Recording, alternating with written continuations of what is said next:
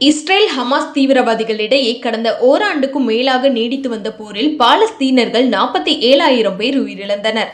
இருதரப்பு இடையே போர் நிறுத்தம் ஏற்படுத்த கத்தார், அமெரிக்கா சார்பில் பல கட்ட பேச்சுவார்த்தை நடத்தப்பட்டது. பிணை கைதிகளை விடுவித்தால் போரை நிறுத்துவதாக இஸ்ரேல் நிபந்தனை விதித்தது. இந்நிலையில் பிணை கைதிகள் பட்டியலை அனுப்ப ஹமாஸ் தாமதப்படுத்தியதால் 3 மணி நேரம் தாமதமாக போர் நிறுத்த ஒப்பந்தம் அமலுக்கு வந்துள்ளது.